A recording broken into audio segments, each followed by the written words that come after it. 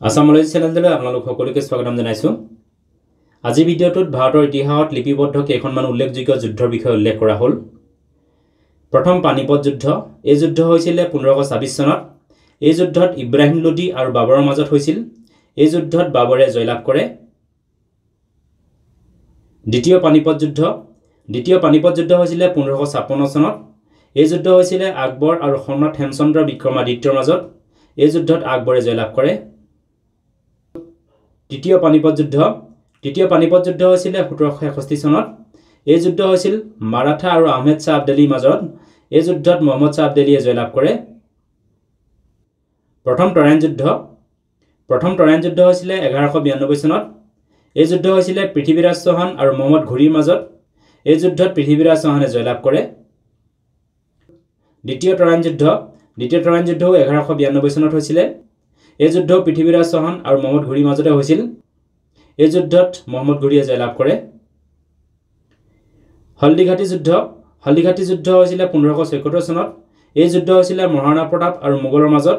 অৱশ্যে এই যুদ্ধৰ পৰিণামৰ বিষয়ে ইতিহাসবিদসকলৰ মাজত বিভিন্ন মত দেখিবলৈ পোৱা যায়। প্লাচি যুদ্ধ। প্লাচি যুদ্ধ হৈছিল 1757 চনত।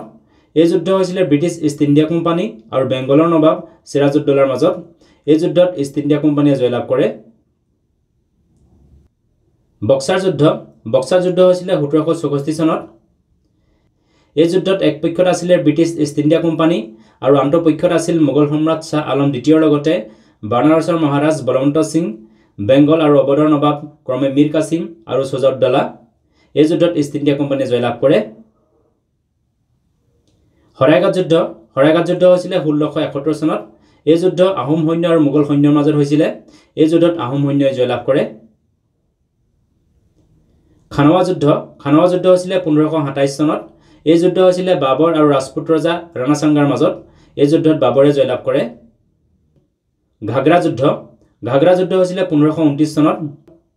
এই যুদ্ধত এক পক্ষত আছিল মোগল আৰু আনটো পক্ষত আছিল চুলতান মহম্মদ লোডি আৰু চুলতান নছিৰত শ্বাহ। এই যুদ্ধত মোগলে জয়লাভ কৰে।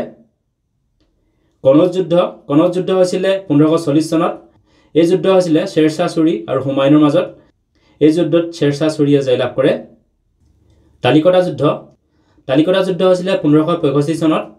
এই যুদ্ধ বিজয়নগৰ সাম্ৰাজ্য আৰু ডেক্কান মালভূমিত অৱস্থিত ৰাজ্যসমূহৰ ৰজাবিলাকৰ মৰ্চাৰ লগত হৈছিল। এই যুদ্ধত ডেক্কান মালভূমিৰ ৰাজ্যসমূহৰ ৰজাৰ মৰ্চাই জয়লাভ কৰে।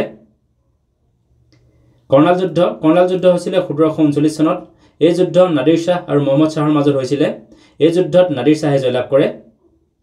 ভিডিঅ'টো চোৱাৰ বাবে ধন্যবাদ। যদি ভিডিঅ'টো ভাল লাগিলে লাইক কৰিবলৈ লগতে চেনেলটো ছাবস্ক্ৰাইব কৰি ল'বলৈ অনুৰোধ জনালোঁ। ধন্যবাদ।